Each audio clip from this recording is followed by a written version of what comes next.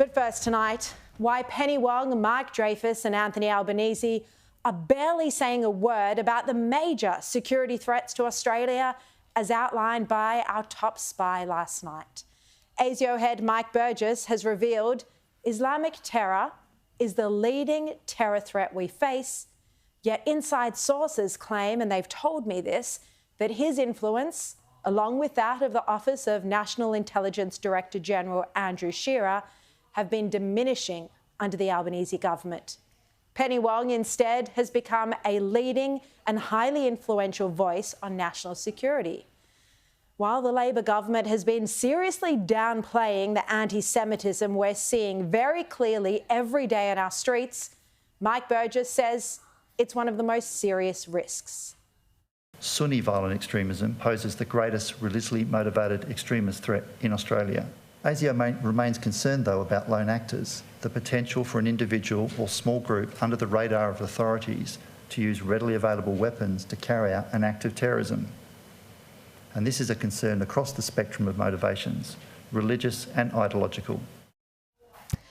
And look, we have to say the threat of terror is something that we've been skirting around. I really haven't wanted to speak about it because it's just too awful to even contemplate.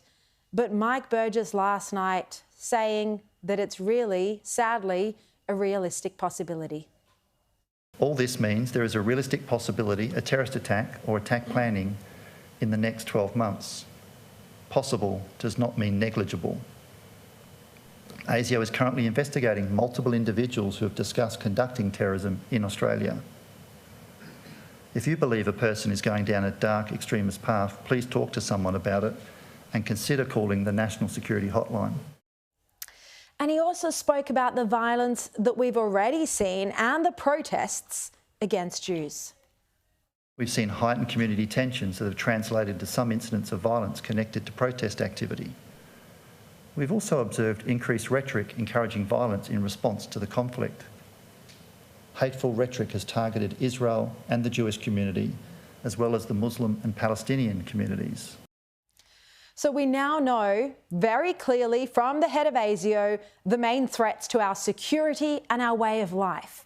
Islamic terror, but also foreign interference and espionage, a significant concern. He says it's a certainty. So radical Islamic terror and China, according to ASIO, are Australia's two greatest threats.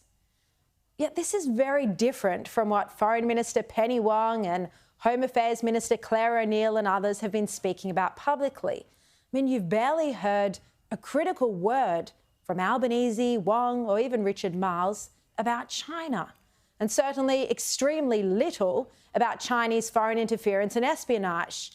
Instead, the government's been pursuing a cosier relationship with China, with Albanese even failing to raise the case of the injured Australian Navy SEALs with President Xi when he saw him just days later. Instead, as you can see, it was a chummy embrace. No mention that a Chinese warship had just targeted and injured our divers at sea. Albanese didn't have the courage to confront the Chinese president about it, and you need courage when you're the PM. And then when it comes to the threat of Islamic terror, the greatest extremist threat to Australia, we know that now, nothing from the government either. Labor prefers to speak about right-wing extremism. We see big groups of people who are still on a religious fundamentalism pathway, but now a very large group of people who are of interest, who subscribe to various forms of right-wing kind of nationalism, Nazism, those sorts of things, and it's obviously enormously concerning. It's very rare to hear a Labor minister speak about Islamic terror, despite the very clear advice that they're getting from their security agencies. Penny Wong, who, as you know, comes from Labor's left faction, has indicated also that she's keen to restart funding to UNRWA, saying that it's an important vehicle for our aid, despite its clear terror links.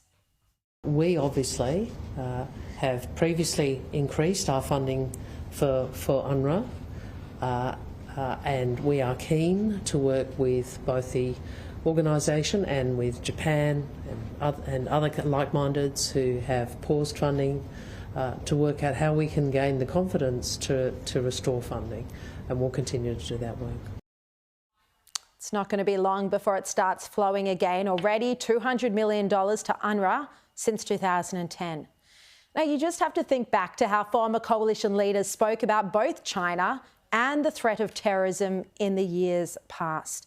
They made it very clear, and Australians always knew what our national security concerns were. They didn't shy away from calling out terrorism or introducing new laws where necessary to protect Australians.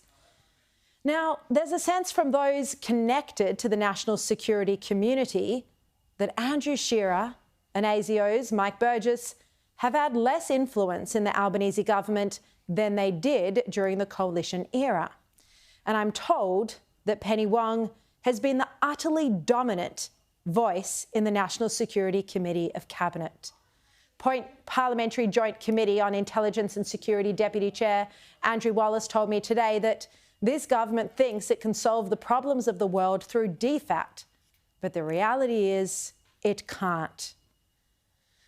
Now, you have to ask, after the assessment that we heard from ASIO last night, are the senior government leadership listening to their security heads? Burgess's security assessment should be encouraging Australia to enhance its relationship with countries like Israel that hold intelligence that could help ensure that the worst scenario Burgess outlined doesn't happen. And you heard Mike Burgess say he's not ruling out the possibility of a Sunni terror attack, and Israel is the one country with the best intelligence in this area. It's already prevented in years gone past a terror attack in Australia. Yet the Albanese government has been alienating Israel even before the October 7 attacks.